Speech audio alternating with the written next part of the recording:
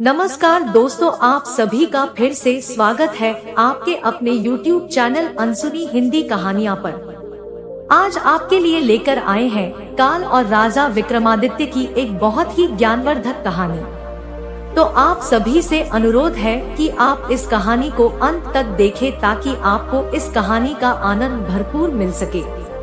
आइए अब शुरू करते हैं आज की हमारी यह कहानी। मानव जीवन में समय, परिस्थिति और स्थान बड़ी भूमिका अदा करते हैं। कई बार जो कुछ भी घटित होता है उसी के अनुरूप परिस्थितियां बनती चली जाती है। कलयुग में एक ही चक्रवर्ती सम्राट हुए, राजा विक्रमादित्य, जिनके नाम से ही संपूर्ण भारतवर्ष में विक्रम संवत की शुरुआत हुई। विक्रमादित्य एक बहुत ही पराक्रमी, विद्वान, प्रजापालक तथा परोपकारी राजा थे। राजा विक्रमादित्य अपनी प्रजा को अपने पुत्र के समान प्यार करते थे तथा रात्रि के समय में वे रूप बदलकर प्रजा के हालात जानने के लिए तथा कुशलता जानने के लिए नगर का भ्रमण करते थे। एक बार राजा विक्रमादित्य रूप बदलकर देर रात्रि में नगर के भ्रमण के लिए निकले। भ्रमण करते करते अमृतवेला का समय हो गया। उनके पैर फटने लगे। भोर की इस समय राजा विक्रमादित्य नगर की परिक्रमा वाले मार्ग से गुजर रहे थे। मार्ग की दूसरी तरफ घना जंगल आरंभ हो जाता है। एकाएक राजा देखते हैं कि एक लकड़हारा कंधे पर कुल्हाड़ी लिए हुए जंगल में जा रहा है। लकड़ी काटने के लिए एक ऊंचे वृक्ष पर चढ़ गया है। और उसी समय राजा विक्रमादित्य ने देखा कि एक भयानक भालू उसी वृक्ष की तरफ दौड़ा चला आ रहा है और उसी वृक्ष पर चढ़ने लगता है। वृक्ष पर भालू को चढ़ता देख राजा को बड़ा ही आश्चर्य होता है, क्योंकि भालू तो वृक्ष पर कभी चल नहीं सकता। उस समय नौजवान लकड़हारे ने जब भालू को अपनी ओर आते देखा तो उसके हाथ और पांव फूल गए। भय के कारण उसके हाथ से वृक्ष की टहनी छूट गई और वहां धरती पर जा गिरा और मृत्यु को प्राप्त हुआ। तब भालू पेड़ से नीचे उतरा और राजा के देखते ही देखते उसने एक सुंदर लड़की का रूप धारण कर लिया। और वह लड़की जंगल के समीप जाकर एक कुएं की मुंडेर पर बैठ गई।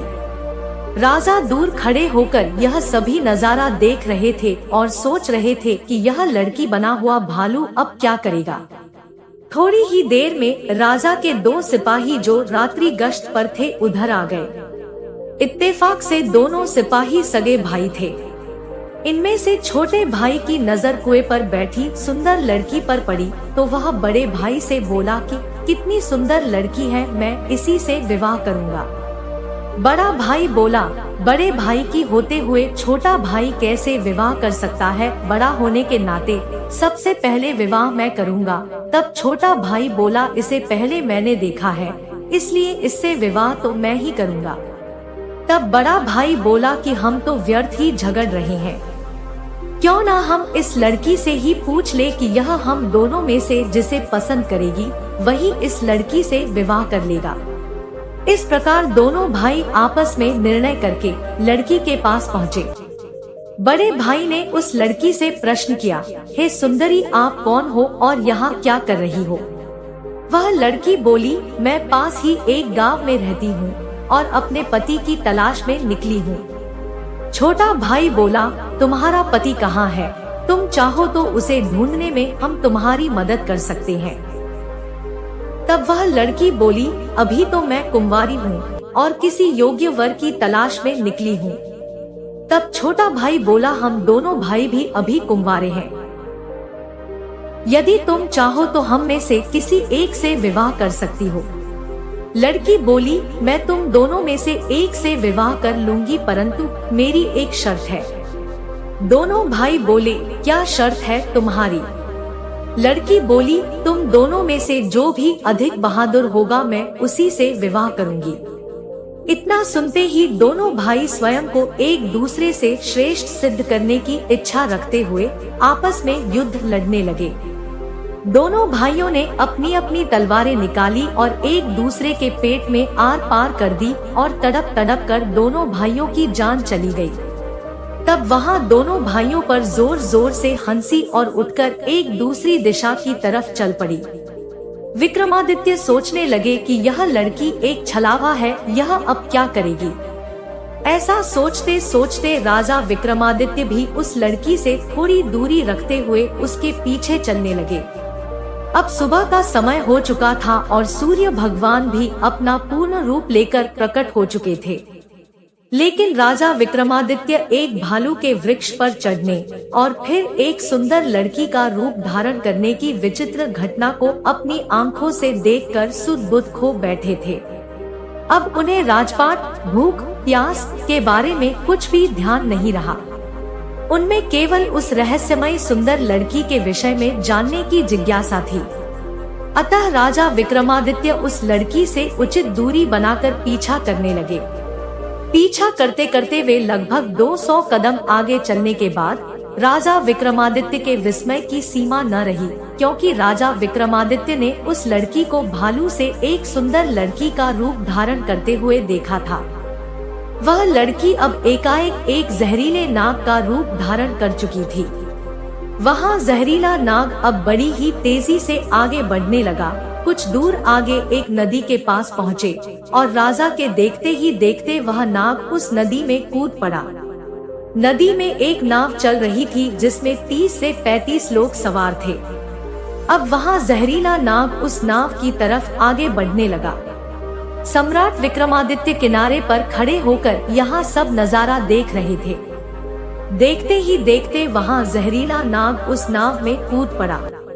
जैसे ही नाव में बैठे सभी लोगों ने उस नाग को देखा, नाव में भगदड़ मच गई। और सभी लोग अपनी जान बचाने के लिए पानी में कूद पड़े। जो लोग तैरना जानते उन सभी लोगों ने तैरकर अपनी जान बचा ली और नदी के बाहर निकल गए। जो लोग तैरना नहीं जानते थे वे लोग पानी में डूब गए और मर गए। वह नाग नदी से बाहर निकला और नदी के किनारे किनारे आगे बढ़ने लगा। सम्राट विक्रमादित्य भी उसके पीछे पीछे आगे बढ़ने लगे। कुछ दूर आगे जाने के बाद एक बार फिर से राजा विक्रमादित्य आश्चर्यचकित हो गए, क्योंकि उस नाग ने फिर से एक बार अपना रूप बदल लिया था। अब उस नाग ने एक ब्राह्मण का रूप धारण कर लिया था। राजा विक्रमादित्य ने सोचा कि इस रहस्यमय प्राणी के विषय में जानकारी लेने का अब उचित अवसर है, क्योंकि अब यहाँ एक निर्बल वृद्ध ब्राह्मण के रूप में है, इसके बारे में सुगमता से पूछ सकता हूँ। यह सोचकर राजा विक्रमादित्य उस ब्राह्मण की तरफ बढ़ने लगे। अब राजा विक्रमादित्य बड़े ही तेजी के साथ चलते चलते उस वृद्ध ब्राह्मण के पास पहुँच गए और उसे हाथ जोड़कर प्रणाम किया। वृद्ध ब्राह्मण ने भी हाथ उठाकर अभिवादन स्वीकार किया। राजा विक्रमादित्य ने उस वृद्ध ब्राह्मण से प्रश्न किया, आप कौन हैं? तब वह ब्राह्मण बोला, तुम्हें दिखाई नहीं देता, मैं ब्राह्मण हूँ। राजा बोला, आप असत्य बोल रहे हो, आप ब्राह्मण तो नहीं हो। वह बोला, तो तुम ही बता दो मैं कौन हूँ। राजा बोला, तुम वह नहीं हो जो नजर आ रहे हो। वह बोला, तुम्हें इससे क्या लेना देना, तुम अपने काम से काम रखो और अपना रास्ता नापो। राजा बोला, मैं सच्चाई जाने बिना आपका पीछा नहीं छोड़ूंगा, आपको सच्चाई बतानी ही पड़ेगी। वह बोला, मैंने तुम्हें बताया तो मैं एक ब्राह्मण हूँ। राजा बोला, आप मुझसे झूठ नहीं बोल सकते, मैं आपका तब से पीछा कर रहा हूँ जब से आप भालू बने हुए थे। उस समय आपने उस नौजवान लकड़हारे को मारा, फिर आपने एक सुंदर लड़की का रूप धारण किया और दोनों सिपाही जो सगे भाई थे उन्हें एक दूसरे के हाथ मरवा दिया। फिर आपने एक नाग का रूप धारण किया और नदी पार कर रहे नाव में बैठे यात्रियों को आपने नदी में कूदने पर विवश किया और वह सब मारे गए। अब आपने एक वृद्ध ब्राह्मण का रूप धारण किया है, अब सीधी तरह से सच सच बता दो, आप कौन हो? वह बोला, यदि नहीं बताऊं तो। यह सुनकर राजा ने अपनी तलवार निकाल ली और बोले, तो फिर मरने के लिए तैयार हो जाओ। तुम जानते नहीं यह राजा विक्रमादित्य की नगरी है और मैं राजा का वफादार नौकर हूँ। अब मरने से पहले जल्दी से बता दो कि तुम कौन हो। राजा विक्रमादित्य की यह धमकी सुनकर वह वृद्ध ब्राह्मण जोर जोर से खिलखिलाकर हंस पड़ा और बोला, मैं जानता हूँ कि यहाँ महाप्रतापी सम्राट विक्रमादित्य की राजधानी है और मैं यह भी जानता हूँ कि तुम ही विश्व प्रसिद्ध सम्राट विक्रमादित्य हो। फिर भी एक बात जान लो, तुम मुझे नहीं मार सकते, बल्कि एक दिन ऐसा आएगा कि मैं तुम्हें ही मरने के लिए विवश कर दूंगा। उसकी यह बात सुनकर राजा विक्रमादित्य सोचने लगे कि जिसने इस रूप में भी मुझे पहचान लिया वह कोई साधारण इंसान तो नहीं हो सकता। तो राजा थोड़े विनम्र होकर बोले, अब आपने मुझे पहचान ही लिया है तो कृपा कर बताइए कि आप वास्तव में कौन है। तब वह ब्राह्मण बोला, किसी ने सच ही कहा है कि संसार में 4 प्रकार के हट प्रसिद्ध है। पहला राज हट, दूसरा बाल हट, तीसरा त्रिया हट और चौथा योग हट। तुम राजा हो, राज हट पर अड़े हो, बिना मेरी सच्चाई जाने तुम मानोगे नहीं, इसलिए मुझे बताना ही पड़ेगा कि मैं कौन हूँ। अतः राजन, अब ध्यान लगाकर सुनो कि मैं कौन हूँ और तुम्हारी राजधानी में क्यों आया हूँ। आप उस ब्राह्मण ने बताना शुरू किया है। हे राजन, मैं तुम्हें बताता हूँ कि मैं कौन हूँ। जो भी मैं बताऊंगा एक एक शब्द ध्यान लगाकर सुनना। मेरा नाम काल है। तुम जानते हो कि इस संसार में जितने भी प्राणी जन्म लेते हैं उनकी मृत्यु निश्चित है, इसलिए इस भूमि को मृत्यु लोक भी कहा जाता है। जब प्राणी माता के गर्भ में आता है, उसके संपूर्ण अंग बनने के बाद उसमें आत्मा प्रवेश करती है, अर्थात वह सजीव हो जाता है।